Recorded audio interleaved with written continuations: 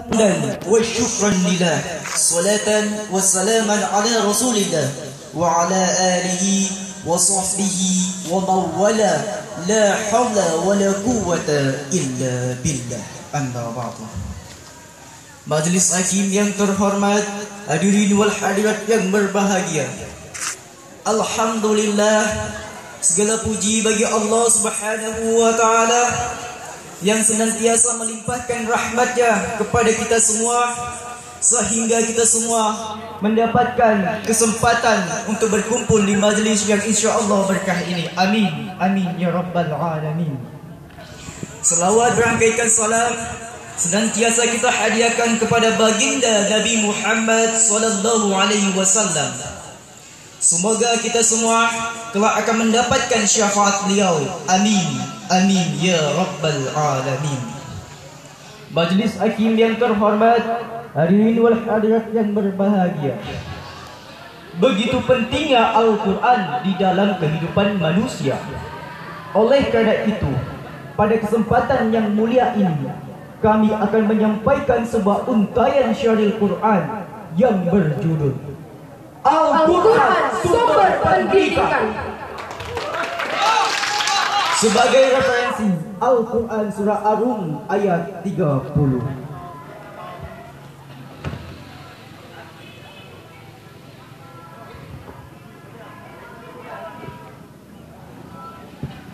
A'udzu billahi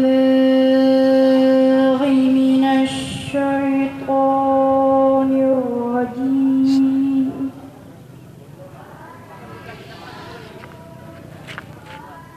Bismillahirrahmanirrahim.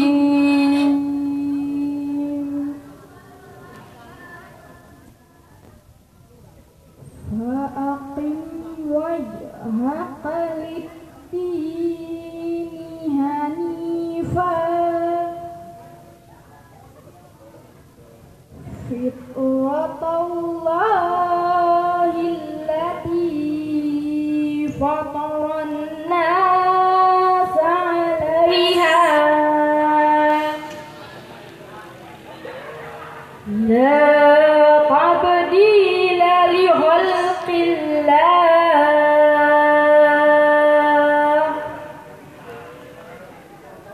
dzaliqad dinul qayyim walakinna aktsaran nas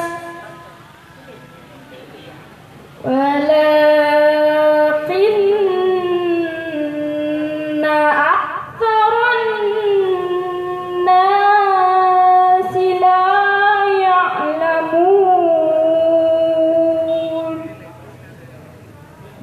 Sadaqallahul azim. Aku berlindung kepada Allah dari godaan syaitan yang terkutuk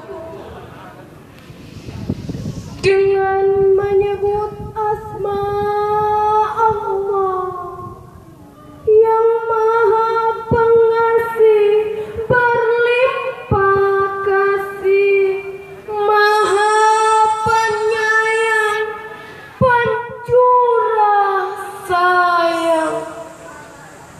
Maka hadapkanlah wajahmu dengan lurus kepada agama Allah. Tetaplah pada fitrah Allah yang telah menciptakan manusia menurut fitrah itu. Tidak ada perubahan pada fitrah Allah. Itulah agama yang lurus. Tetapi kebanyakan manusia tidak mengetahui Maha benar Allah dengan segala firman-Nya.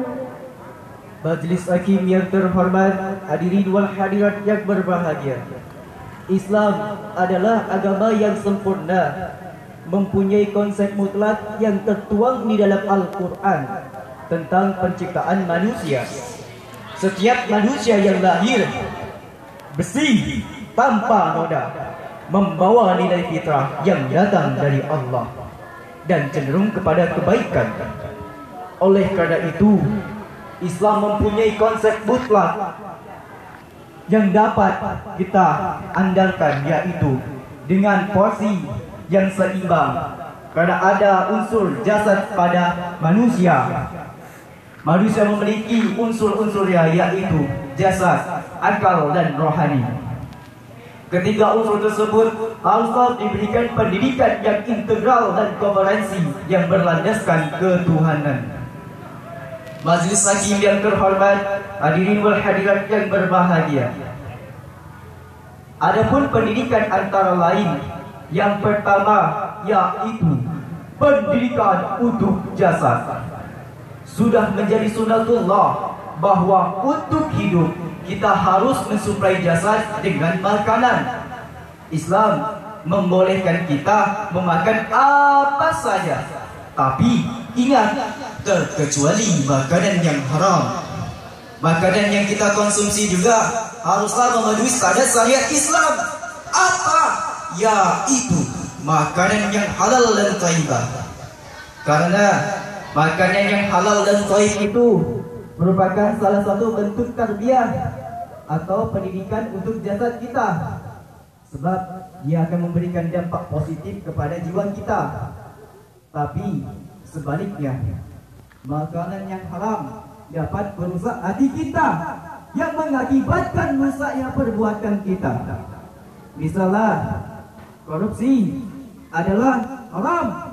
Lalu implikasinya pembangunan terhambat, pendidikan tersumbat, ekonomi tersendat, rakyat semakin melarat, kemiskinan terus meningkat, hukum hampir sekarat karena tak mampu menjerat para koruptor sang penjahat yang dikutuk dan dilaknat. Majelis hakim yang terhormat, hadirin wal hadirat yang berbahagia.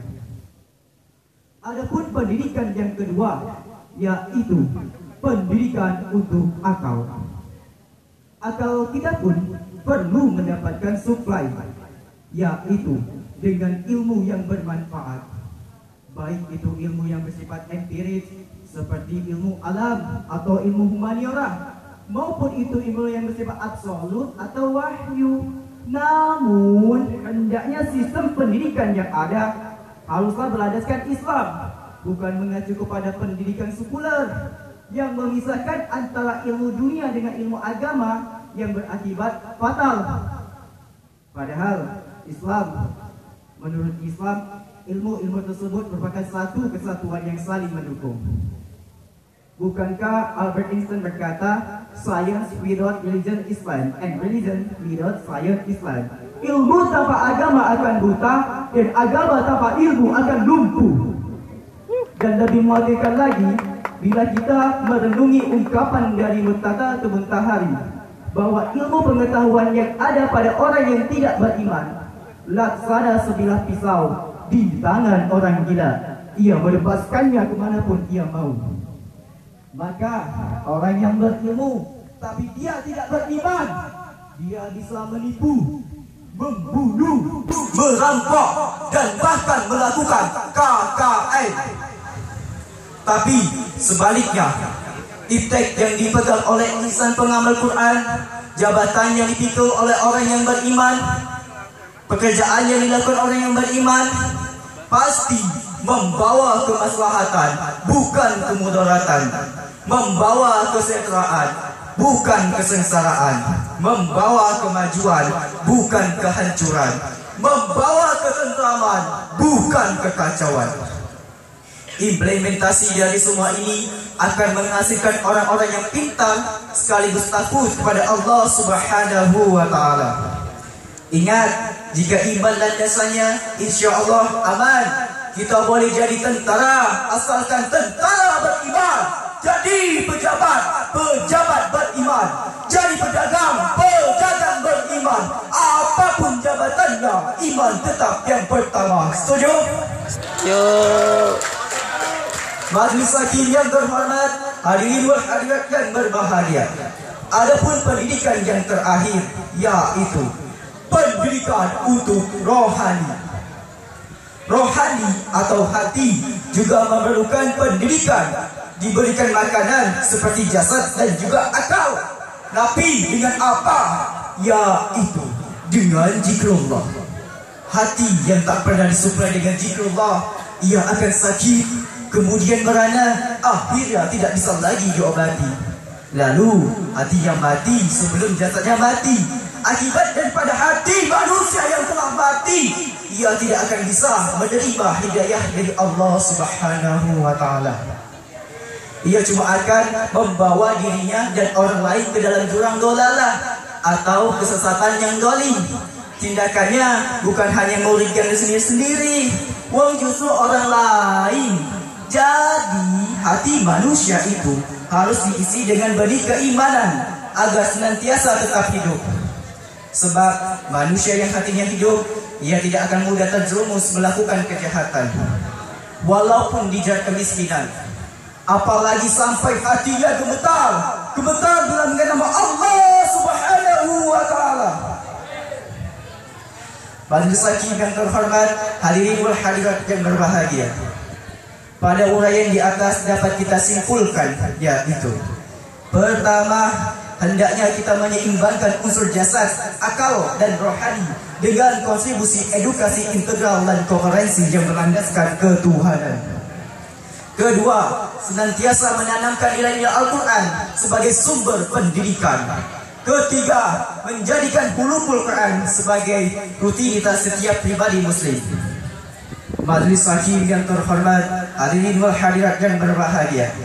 Demikianlah syarahan ini kami sampaikan, sedikit harapan dan pesan kami titipkan, yaitu amal ma'ruf nahi munkar dan mendidik secara Qur'ani adalah tugas kita bersama. Wallahu muwaffiq ila aqwamit thoriq. Assalamualaikum warahmatullahi wabarakatuh.